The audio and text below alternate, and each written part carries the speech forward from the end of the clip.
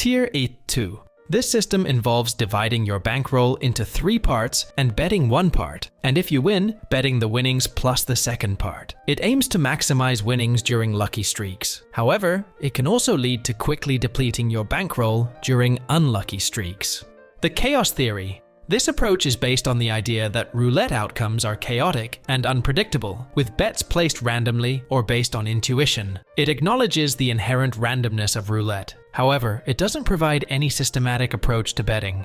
The Law of a Third. This system is based on the observation that most numbers tend to hit within 37 spins, so you keep track of numbers that haven't hit in a while and bet on them. It's another system based on the gambler's fallacy. It ignores the fact that each spin is independent, and past results don't influence future outcomes. The Kavura's Bet. This strategy involves placing bets on 20 numbers using 5 chips, aiming to have a good chance of winning while keeping losses minimal. It's a low-risk strategy that covers more than half the wheel. However, like all roulette strategies, it can't overcome the house edge in the long run. Constant Bet Strategy. This simple approach involves betting the same amount on every spin, aiming to minimize losses and extend playing time. It's one of the least risky approaches. However, it also means you won't benefit from winning streaks as much as with other strategies. Covering the table. This strategy involves placing bets on many or all numbers on the table, increasing your chances of winning, but also your potential losses. The goal is to hit a high-paying number while minimizing losses on other numbers. This strategy can be very expensive and doesn't eliminate the house edge. 3 halves system. In this system, you bet 3 units on black-red and 2 units on a column, covering 26 of the 38 possible outcomes. The goal is to win 1 unit per spin. While it covers many outcomes, it still leaves you vulnerable to significant losses when uncovered numbers come up. Oscar's Grind. This system involves increasing your bet by 1 unit after a win, but only if you're not in profit for the current series, aiming to win 1 unit per series. It's designed for patient players. It can lead to long playing sessions and requires careful tracking of your bets and outcomes.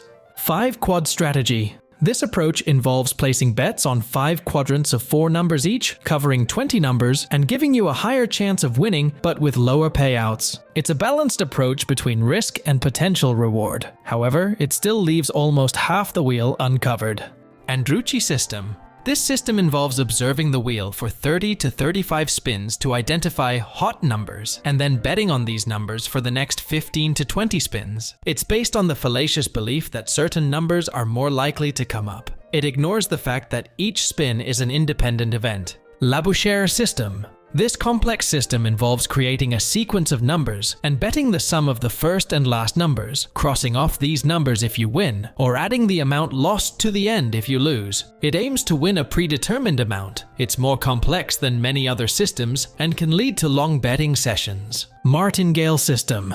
Double your bet after every loss and return to the original bet after a win. This system aims to recover all previous losses with a single win. It can lead to extremely high bets if you encounter a long losing streak. Red-black or odd-even betting. Betting on these even money outcomes is a strategy that offers the highest probability of winning but the lowest payout. It's often used in combination with progressive betting systems. However, the presence of 0 means you don't quite have a 50% chance of winning. D'Alembert System. In this system, you increase your bet by 1 unit after a loss and decrease it by 1 unit after a win. It's based on the idea of balancing wins and losses. This system is less risky than the martingale. However, it still assumes that wins and losses will eventually even out, which isn't guaranteed. Fibonacci System. This strategy involves basing your bets on the Fibonacci sequence and moving 1 step forward in the sequence after a loss and 2 steps back after a win. This system is designed to recover losses with fewer wins than the martingale. It can still lead to high bets during losing streaks, though not as quickly as the martingale. James Bond Strategy. This approach involves placing bets covering more than half of the possible outcomes, typically betting on 13, 18, 19, 36, and 0. This strategy aims to win small amounts frequently. However, when you do lose, you lose a significant amount. Column betting. With this strategy, you bet on one or more of the 3 columns on the roulette table, covering 12 numbers with each bet. It offers a balance between risk and potential payout. However, you still lose on 2/3 of the numbers, including 0 and 00 on American wheels. Dozen betting. Similar to column betting, this strategy involves betting on groups of 12 numbers, 1 to 12, 13 to 24, or 25 to 36, and balances risk and potential payout. It's often combined with other strategies. Like column betting, it still leaves you vulnerable to losses on 2/3 of the numbers. Reverse martingale, paroli system. This system involves doubling your bet after every win and returning to the original bet after a loss. It aims to capitalize on winning streaks. It's less risky than the martingale, but can still lead to significant losses if a winning streak ends abruptly. The Grand Martingale.